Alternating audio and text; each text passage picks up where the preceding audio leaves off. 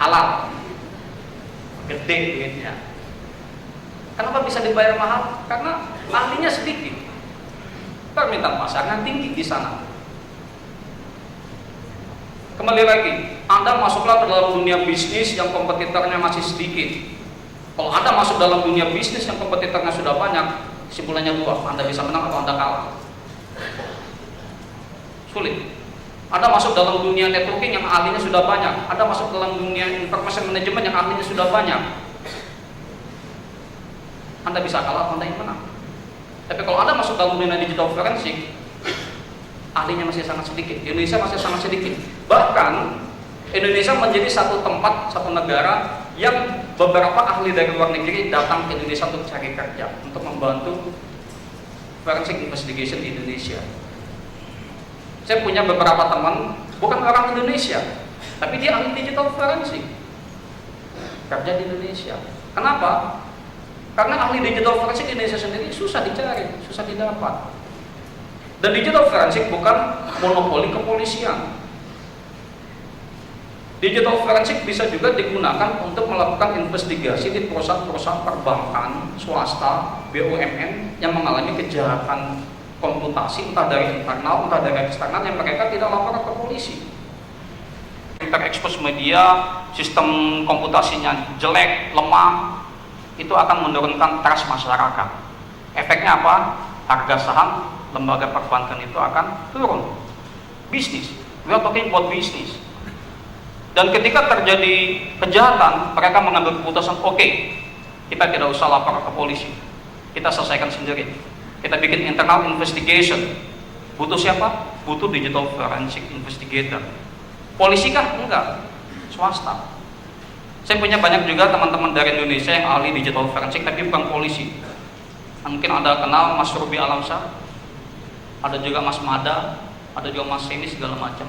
Mereka memulai awalnya memang dunia hacking, pentest, baru diarahkan ke digital forensik. Dan lumayan. Pernah ada satu case waktu saya masih di Inggris, ada satu case yang ditangani ada teman saya, itu di-hire sama polisi seharga Kijang Innova. Padahal terselesaikan hanya 4 minggu selesai atau 3 minggu selesai. Segitunya. Coba kalau Anda menjadi networking, programming, hanya fokus itu ya, sulit. Tapi kalau digital forensik, yang saya tahu baru kampus di Jogja, satu kampus di Bali, sama satu kampus di Bandung. Surabaya belum ada.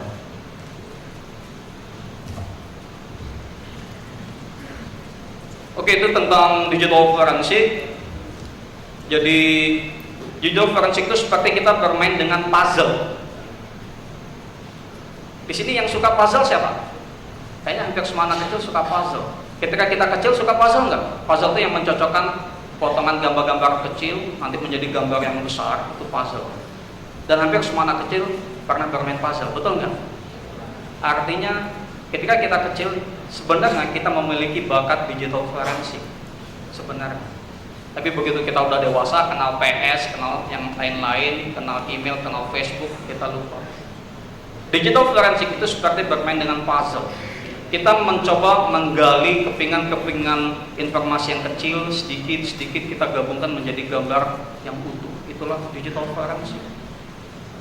Dan itu sangat menantang sekali. Bagaimana kita untuk menjadi ahli digital forensik? Cuman satu, harus hobi.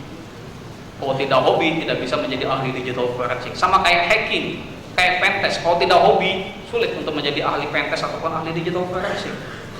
Karena pasti bete, di depan komputer sejam tuh pasti bete, 2 jam pasti bete. Dan untuk memulai hobi, kalau dulu kita, untuk membuat kita tuh hobi kepada komputer, itu dimulai dari game. Karena kalau sudah main game, kita langsung hobi dengan komputer. Oleh karena itu, banyak ahli pentest, ahli hacking, ataupun ahli digital forensik itu gamer. Karena dimulai dari game ya. Jadi kalau misalnya Anda nanti punya anak, punya ponakan yang masih kecil, game biarin saja, jangan dibatasi, jangan terlalu dikekang. Nanti begitu ada satu titik, ketika kita juga dulu sama, kita ada satu titik kita mengalami kejenuhan main game. Di situ kita arahkan ke dunia yang positif. Ini sekilas tentang struktur organisasi di Puslapor. Bahwasanya di Puslapor kita memiliki satu departemen tentang komputer forensik untuk menghandle barang bukti elektronik, barang bukti digital yang kaitannya dengan kejahatan komputer ataupun computer related crime. Dan ini timeline atau historis perkembangan digital forensik di Puslapor. Jadi kita mulai digital forensik di tahun 2000. Dan pada waktu itu sangat-sangat susah untuk belajar digital forensik. Dunia Indonesia masih gelap ketika kita ngomong digital forensik. Saya datang ke kampus-kampus ternama di Indonesia, dosennya saya tanya tentang digital forensik, geleng. Masih main networking, programming, information management, something like that. Jadi saya juga bingung, padahal saya pengen belajar tentang digital forensik. Akhirnya apa? Otodidak. Terus terang saya belajar digital forensik ya otodidak. Lewat buku, lewat googling, segala macam. Officialnya baru di tahun 2007, 2008 ke sini baru kita resmi. Tapi awalnya di tahun 2000 itu kita otodidak. Kenapa kita belajar digital forensik di tahun 2000? Karena kita memprediksi 10 tahun ke depan, yaitu di tahun 2010, itu akan terjadi ledakan barang bukti elektronik digital di Indonesia. Prediksi kita pada waktu itu. Jadi waktu tahun 2000 kita sempat sampaikan itu ke pimpinan. Izin general 10 tahun lagi di tahun 2010 akan terjadi, sangat mungkin terjadi ledakan barang bukti elektronik digital. Pertanyaannya, apakah kita sudah siap menghadapi 10 tahun ke depan? Terus gimana? Saya jelaskan ke pimpinan, kita harus mempersiapkan diri mulai sekarang, mulai tahun 2000 ini. Ya udah, saya kasih tugas itu. Tapi memulainya susah karena dosen sedikit yang tahu, pada waktu itu malah nggak tahu tentang digital forensik. Tapi untungnya tahun-tahun awal kita sering keluar negeri. Disitulah kita shopping buku, beli buku, kita otodidak segala macam. Dan ternyata di tahun 2010 dimulailah ledakan barang bukti elektronik digital. Terjadi, kita lihat. Ini kasus-kasus yang kita tangani. Kita bisa bilang sebagian besar kasus yang terekspos di Republik ini pernah kita periksa barang buktinya. Saya tidak bilang semua, tapi sebagian besar kasus yang besar yang terekspos di Republik ini kita periksa. Kita lihat grafiknya. Kalau kita lihat tahun 2006 sampai tahun 2009, kenaikan jumlah kasus dan jumlah barang bukti yang kita tangani landai sekali, landai. Tapi begitu tahun 2010, blem, terjadi ledakan barang bukti elektronik digital. Untungnya kita sudah siap.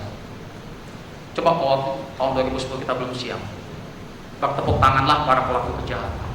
Hore, kita tidak ditangkap polisi. Jadi kita mengantisipasinya 10 tahun yang lalu. Tahun 2000 kita sudah mulai.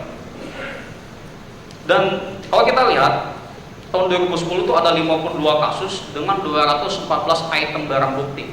Meningkat tajam jumlah barang bukti maupun kasusnya sampai di tahun 2012. Ledakan barang bukti elektronik digital tidak berhenti, tetap berlanjut bahkan sampai saat ini. Di tahun 2013 kita kewalahan banyak sekali. Dan kita butuh support SDM. Butuh kalian, butuh teman-teman mahasiswa, butuh teman-teman dosen untuk main digital forensik. Jangan biarkan polisi bekerja sendiri. Kita butuh kalian. Kita lihat di tahun 2012, jumlah barang bukti 488 item, lebih banyak dari jumlah hari dalam 1 tahun. Betul nggak? Artinya kita satu hari harus menyelesaikan 1 barang bukti. Padahal kita kerjanya kan jumlah kasus 81 kasus, artinya lebih banyak jumlah kasus kita dibanding jumlah minggu dalam 1 tahun. Jumlah minggu hanya berapa? 52, kita jumlah kasus 81, artinya 1 minggu kita harus bisa menyelesaikan 1 kasus lebih. 1 hari kita harus bisa menyelesaikan 1 barang bukti lebih. Dan itu butuh energi, butuh teamwork supaya tidak bete. Dan terus terang tahun 2012 sampai tahun ini juga kita mulai kewalahan. Dari 488 item barang bukti yang kita periksa di tahun 2012, ternyata persentase terbesar itu adalah mobile, handphone, gadget, SIM card, memory card. Itulah persentase terbesar yang kita dapatkan. Mulai tahun 2011, 2012 hingga 2013. Persentase terbesarnya adalah mobile. Artinya kejahatan sudah bergeser ke dunia mobile. Pelaku kejahatan mulai bergeser ke dunia mobile. Tahun yang lalu saya pernah diundang kegiatan Asia Pasifik SER di Bali. Saya diminta workshop menjelaskan bagaimana melakukan kejahatan pakai tablet. Bukan pakai komputer, pakai tablet, pakai Android. Yang mana kalau kita melakukan kejahatan itu tanpa bisa dilacak sedikit pun. Ada yang tahu The Onion Router? Tor di Linux? Ada yang tahu? The Onion Router. Kita mengimplementasikan metodologi The Onion Router Linux ke Android. Jadi ketika kita melakukan hack, kejahatan ataupun sejenisnya, IP kita akan berubah seperti anonymous. Hanya lewat tablet sambil duduk udah bisa melakukannya. Bahaya sekali.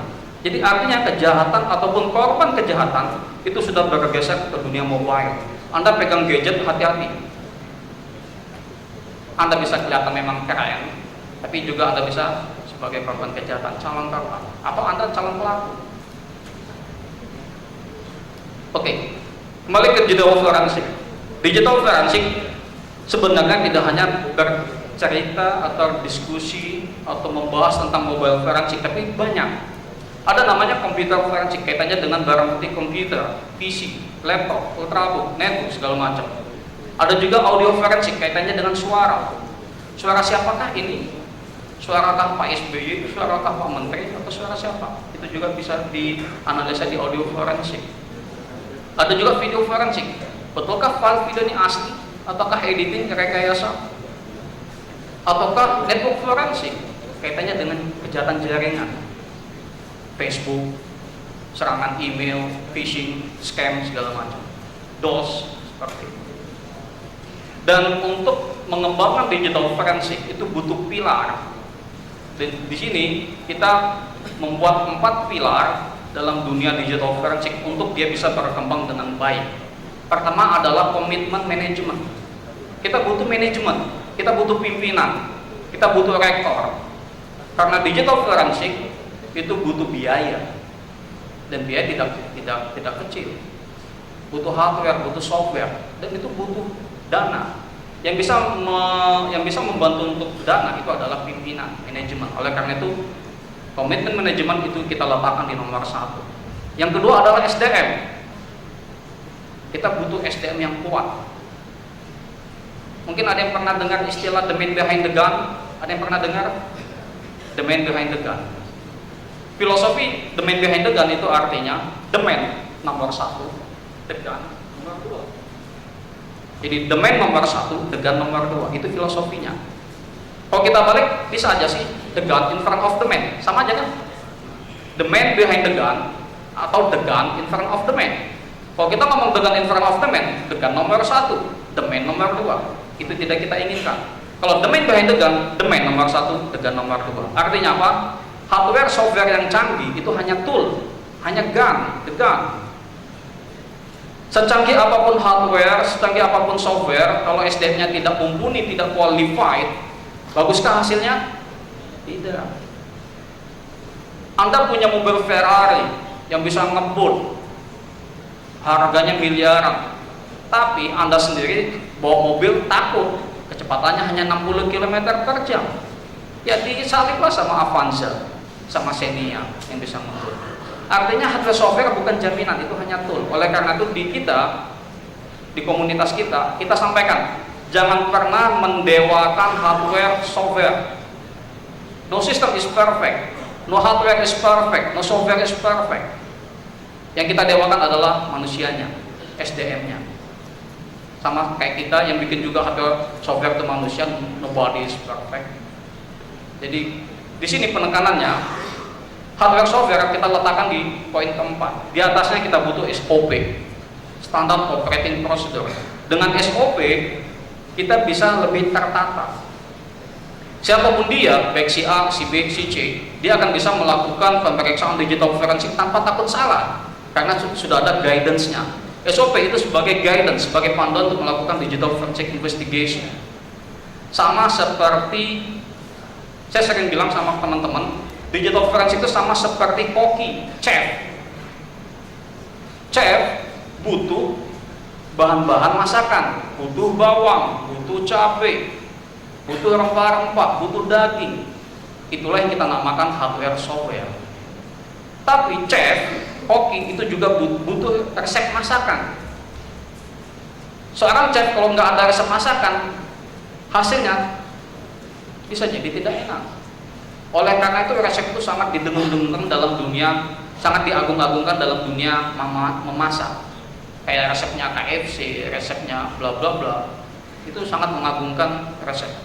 Nah, dalam dunia forensik, resep itulah yang kita istilahkan SOP. Jadi kita butuh resep, kita butuh SOP untuk memasak dengan bahan masakan, dengan hardware software yang baik, supaya hasilnya enak, supaya hasilnya baik. Jadi kita butuh SOP. Ini sekilas tentang SDM. Kita menginginkan SDM yang baik, SDM yang qualified, artinya dia memiliki background formal, kampus, entah D3, entah S1, S2, S3 tentang teknologi informasi, tentang dunia komputer, lebih bagus lagi tentang dunia digital forensik.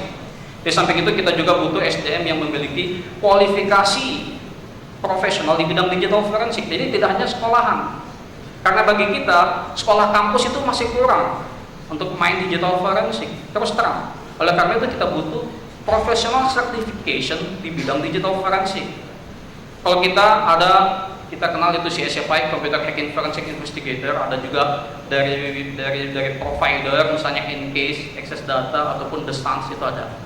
Silakan kita kembangkan lewat ini. Dan ini SOP yang kita kembangkan di lab digital forensik di tempat kita di Indonesia. Bahkan kita bisa bilang Puslapor, digital forensik Puslapor, satu dari sekian sedikit lembaga di dunia yang memiliki SOP lengkap tentang digital forensik.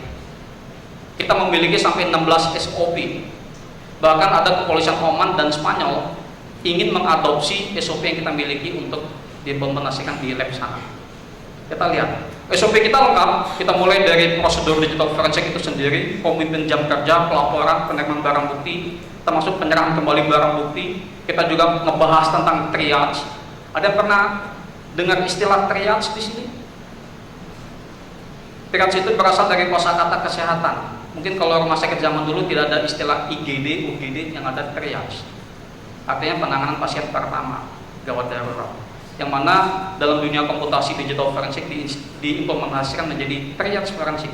Satu bentuk insiden respon yang mengedepankan digital evidence. Kita juga ngebahas akuisisi langsung ataupun akuisisi di hard disk, flash disk, memory card, termasuk analisanya, termasuk akuisisi handphone SIM card dan analisanya. Kita juga ngebahas audio forensik, video forensik, gambar digital forensik, bahkan sampai ke network dan saksi ahli. Jadi kita memiliki guidance SOP bagaimana menjadi saksi ahli yang kuat, saksi ahli yang baik. Dan ini hardware, sekilas tentang hardware yang kita butuhkan. Ada hardware, ada software. Ini softwarenya. Jadi kita bermain juga software, tidak hanya Windows, tapi kita juga main di Linux. Di sini ada yang main di Linux? Teman-teman ini? Wah, lumayan. Sip. Kita satu community. Saya juga mainnya di Linux. Linux, kalau bagi saya itu seksi. Bahkan kalau bagi saya pribadi, Linux itu lebih seksi dibanding Windows. Saya bisa customize apa yang saya inginkan itu di Linux. Kalau di Windows sulit. Dan digital forensik itu juga main di Linux. Bahkan ada yang tahu disk dumping di Linux? Disk dumping, komen DD di Linux? Ya, 1, 2, 3. Komen disk dumping di Linux menjadi tonggak sejarah pengembangan forensik imaging atau akuisisi di Windows. Tapi mulainya di Linux. Artinya Linux lebih dulu mengenal digital forensik dibanding Windows. Namun masalahnya di Indonesia, terus terang saja, orang lahir kenal komputer itu sudah dimulai di Microsoft, Windows, DOS. Kalau kita dulu DOS, Microsoft juga. Sehingga kacamata orang Indonesia, kita kan membahas komputer, kacamatanya kacamata kuda, kacamatanya kacamata Windows. Nggak ada software, nggak ada duit, pajakan. Padahal Linux itu ada solusinya. Oleh karena itu saran kita bagi ahli digital forensik, bagi ahli hacking ataupun pentest, please Anda main juga di dunia Linux. Karena dunia Linux itu asik sekali. Sekali Anda lihat, Anda terpesona, seksi. Oke, ini tahapan dalam dunia digital forensik. Digital forensik dimulai dari TKP. Jadi dimanapun TKP, baik itu di kantor bank, di BUMN, di pelaku kejahatan, terorisme, narkotika, korupsi segala macam, itu dimulai dari sana. Kemudian dilanjutkan ke akuisisi. Akuisisi itu adalah melakukan disdumping, melakukan cloning, kalau bahasa Indonesia di sini physical cloning terhadap isi dari media barang bukti. Kemudian dianalisa, diperiksa untuk mencari data investigatif, karena tidak semua file yang ada di komputer, tidak semua SMS yang ada di handphone itu memiliki data investigatif, data yang kaitannya dengan komputer, data yang kaitannya dengan kasus. Kemudian dilakukan analisa. Jadi data-data investigatif itu dianalisa untuk outputnya barang bukti digital, yang mana nanti digital evidence ini akan mengungkap kasus itu sendiri. Ini triage. Kita juga ngebahas. Saya juga bikin buku, cuman saya lupa buku saya bawa untuk bonus. Di buku itu juga kita membahas triage. Dan ini segitiga barang bukti komputer. Jadi kita kenal ada komputer sebagai tool, komputer sebagai target, dan komputer sebagai media penyimpanan. Ketika komputer sebagai tool ataupun target, dia kita kenal sebagai kejahatan komputer. Tapi kalau komputer sebagai hanya media penyimpanan, kita kenal sebagai computer related crime atau kejahatan kaitannya dengan komputer. Dan ini jenis-jenis barang bukti. Barang bukti kita bagi menjadi dua, barang bukti elektronik dan barang bukti digital. Sesuai namanya, barang bukti elektronik itu memiliki skematik elektronik. Ada PCB, ada transistor, ada resistor, segala macam. Tapi kalau barang bukti digital itu sesuai namanya juga, digital, digit, byte, bit. Artinya kaitannya dalam dunia file, SMS, username, password, email, itu bukti digital. Kalau handphone, komputer, laptop, PC itu barang bukti elektronik. Namun di Indonesia pembagian ini sering salah kaprah. Barang bukti laptop dibilang barang bukti digital, barang bukti handphone dibilang barang bukti digital, padahal itu barang bukti elektronik. Ada handphone adalah barang bukti elektronik. SMS yang ada di dalamnya, yang kaitannya dengan kasus, itulah barang bukti digital. Kita lihat. Ini contoh-contoh barang bukti elektronik yang mana di dalamnya itu ada skematik elektronik. Dan ini contoh barang bukti digital. Tidak ada kaitan sama sekali dengan dunia elektronik dan skematik elektronik. Tapi dia berbentuk byte, bit, segala macam. Dan ini akuisisi, yaitu forensic imaging. Jadi kita menginginkan forensic imaging bermain disk to file, bukan lagi disk to disk. Dan ini yang kita lakukan. Kemudian examination, dalam rangka mencari investigatif data, kita melakukan search. Itu ada 3, bisa physical search, bisa logical search, ataupun keyword search. Tiga-tiganya kita implementasikan untuk mencari data investigatif. Dan analisa itu sendiri itu adalah untuk memperkuat digital evidence, hasil dari 3 pencarian search ini kita jadikan bukti digital. Oke, waktu ya. Ini kesimpulannya, artinya kejahatan sebagai dimana komputer sebagai barang bukti kita bagi menjadi 2, computer crime ataupun computer related crime, dan evidence sendiri kita bagi menjadi 2, electronic dan digital evidence. Dan untuk menghandle barang bukti secara proper dan secara legal itu kita butuh digital forensik. Dan output dari digital forensik itu adalah legitimate evidence. Ini blog saya. Kalau ada teman-teman di sini yang pengen tahu tentang digital forensik, silakan datang ke blog saya, forensiccop.blogspot.com.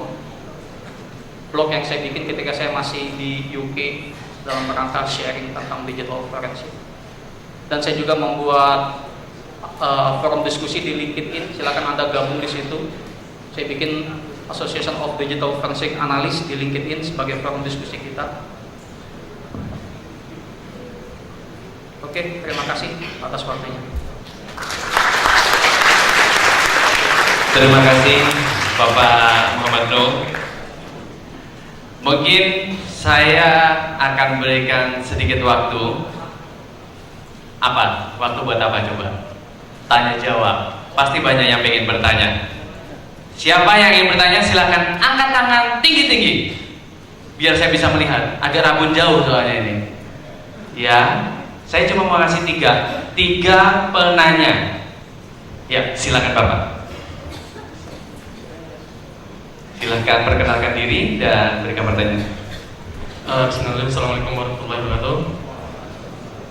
Saya sangat senang sekali Pak bisa berkenalan dengan Bapak karena kebetulan saya juga ngajar digital forensik di Universitas Jember.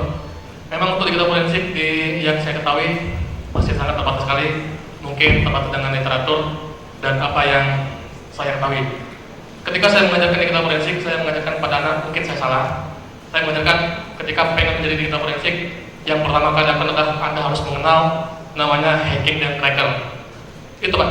Tapi ketika Bapak lagi mengatakan ketika masalah hacking tersebut salah, saya juga kembali berpikir, berarti yang selama ini saya kasih tahu atau ajarkan ke anak salah, dan saya takutnya ilmu yang saya ajarkan nanti berakibat juga salah. Termasuk Mas Wildan, saya kenal sekali beliau, adik itu tersebut. Memang kemarin sempat kita mau rekrut untuk menjadi IT-nya kita, tetapi keburu ditangkap. Nah, pertanyaan saya Pak, ketika kita memiliki contoh kita adik tadi Wildan yang memiliki skill di atas rata-rata, kemudian ditangkap sama polisi, terutama dari cybercrime, apakah tidak sayang Pak untuk dipenjarakan? Apakah tidak diarahkan untuk ke jalan yang benar? Kenapa? Orang-orang yang seperti ini yang saya katakan sebagai kita di dunia animus itu kan sangat berguna sekali Pak. Kenapa tidak dipergunakan?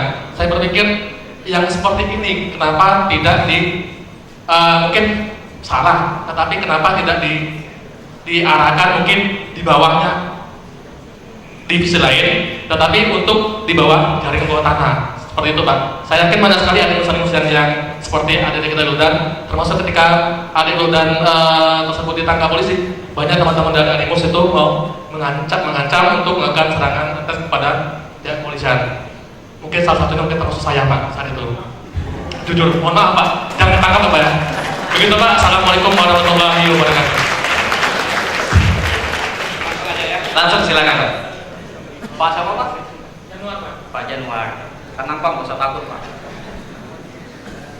Saya juga background saya hacking, cuman beda. Waktu saya kuliah, polisinya masih on gitu mungkin, jadi nggak nangkap saya gitu. Saya berapa kali waktu kuliah bikin kejahatan terus terang, dan aman-aman saja. Bahkan ketika saya jadi polisi, malah saya takut terhadap diri saya sendiri. Saya tahu hacking, saya polisi, bahaya nggak? Bahaya. Saya punya power. Akhirnya di tahun 2000 saya bergeserlah fokus saya ke dunia digital forensik. Awalnya 100% dunia saya itu hacking. Tahun 2000 80% digital forensik, 20% hacking sampai saat ini. Terus terang saya juga masih main hacking, tapi hanya 20% dari fokus saya. Jadi lebih banyak pengembangan saat ini adalah digital forensik. Kembali ke kasus kejahatan. Kejahatan itu kan identik dengan dunia hacking, dan sebaiknya juga seorang ahli digital forensik ataupun polisi harus juga paham tentang dunia hacking. Bagaimana polisi mau menangkap maling kalau polisi sendiri nggak tahu teknik maling? Polisi harus paham, oh maling biasanya bekerja di atas jam 12 malam, oke saya patroli. Oh maling biasanya berdua bertiga, oke kalau gitu saya ngajak tim. Oh maling biasanya menggunakan senjata api, oke kita juga bawa senjata api. Oh maling ternyata bawa motor, oke kita juga bawa motor, bawa mobil untuk kejar-kejaran. Kalau polisi tahu metodologi maling, modus operandi maling, mudah-mudahan dia bisa menangkap maling. Ketika ahli digital forensik tahu hacking, mudah-mudahan dia bisa menangkap pelaku kejahatan. Dan pelaku kejahatan bisa dia tobat, kan di agama juga ada tobat, menjadi dunia baik. Tapi ada juga pelaku kejahatan yang memang tetap kejahatan. Jadi kembali ke pertanyaan kepada diri kita sendiri, merah putihkah kita? Kita punya ilmu, kita punya pengetahuan, merah putihkah kita? Terus terang, tahu teknologi itu menggoda, temptation, godaan. Karena sekali kita tahu teknologi, kita tuh pengen jahil, betul nggak? Ada yang main hacking sini. Sekali kita tahu ilmu hacking, kita pengen jahil. Karena saya juga mengalami hal yang serupa. Jahil, pengen nakal, pengen iseng, usil. Dan Oleh karena itu dalam dunia hacking saat ini dibekali menjadi ethical hacking. Ada namanya ethical hacking. Banyak lembaga pendidikan di dunia yang sudah mengenalkan ethical hacking. Jadi hacking tapi punya etika. Jadi ngehack tapi punya etika. Etikanya gimana? Kita boleh ngehack asal admin dari sistem itu tahu. Sudah sepersetujuan si admin dari manajemen. Dan kalaupun mau melakukan experience di bidang hacking, kita bikin kontainer, dibikin sistem yang tertutup hanya untuk kita saja, bikin network tersendiri, atau kita bikin sistem tersendiri, situs tersendiri untuk kita lakukan hack. Kayak misalnya kan kalau kita main networking mapping, Nmap, kan sudah disediain Nmap, situs Nmap untuk melakukan scanning segala macam seperti itu. Ada ethical hackingnya, tidak ngawur, punya teknologi, godanya kuat, sama kayak kita punya senjata. Bagi polisi muda ketika dia punya senjata, tergoda, paling berani sedunia, nggak ada yang ditakuti. Senggolan sedikit, gitu. Tergoda-godaan. Kembali lagi ke kita. Kalau kita diajarkan ethical hacking, nanti Pak Yogar ajarkan ke teman-teman mahasiswa ethical hacking. Jadi hacking iya, karena itu dibutuhkan tahu security, vulnerability, tapi juga dikenalkan ethicalnya. Digiring ke dunia ethicalnya. Mudah-mudahan top. Hacking tahu, ethical iya. Jadi tidak kontraproduktif. Jadi sampai sekarang saya juga masih menjalin teman-teman komunitas bawah tanah. Jadi tetap kita saling berhubungan karena saya sumbernya juga dari dunia komunitas bawah tanah. Jadi cuman sekarang sudah kita bawa ke dunia ethical hacking, sudah kita bawa ke dunia pen test. Nggak usah lagi kita main hacking-hackingan deh, bikin masalah dengan polisi. Kita cari duit. Jadi di Jakarta teman-teman saya sekarang udah mainnya duit, udah main pen test halal. Jadi nggak lagi bikin susah. Tapi ada juga teman-teman saya yang masih jengkel, misalnya kayak kasus Ambalat. Sorry, di sini ada dari Malaysia. Ketika Ambalat panas, teman-teman kita dunia bawah tanah ikut panas. Hacker Indonesia nge-hack banyak situs-situs pemerintahan Malaysia dan itu terjadi. Dan Malaysia nggak terima balas nge-hack juga yang Indonesia. Tapi persentase kemenangan masih banyak Indonesia. Artinya hacker masih punya nasionalisme. Hacker masih punya nasionalisme. Tidak nakal, tidak semua nakal. Kayak gitu mungkin jawaban saya, Pak. Makasih. Gimana Pak Yenda? Puas? Puas? Ya. Oke. Oke. Tadi saya bilang 3, rupanya kata steering committee ada diskon, di diskon. Jadi dari 3 menjadi 2. Suka ngasih diskon ini. Oke, berarti satu penanya lagi. Kalau ada yang ingin bertanya, email Bapak Nuh ada di depan, bisa dicatat dan dikirim via email, nanti dijawab, asal jangan curhat. Ya, curhat boleh Pak? Nggak boleh ya, berarti asal jangan bertanya seputar mengenai digital forensik. Siapa yang bertanya? Hand please. 2, tinggal 2. Saya bingung milihnya. Saya pilih yang paling jauh ya. Kalau saya kesana nanti deket mbaknya nggak enak. Oke. Terima kasih. Assalamualaikum warahmatullahi wabarakatuh. Mohon izin bertanya Pak, nama Faisal. Yang saya tanyakan, dengan semakin berkembangnya teknologi cloud computing saat ini, tidak menutup kemungkinan kedepannya nanti kayak cybercrime evidence itu nanti letaknya itu berada di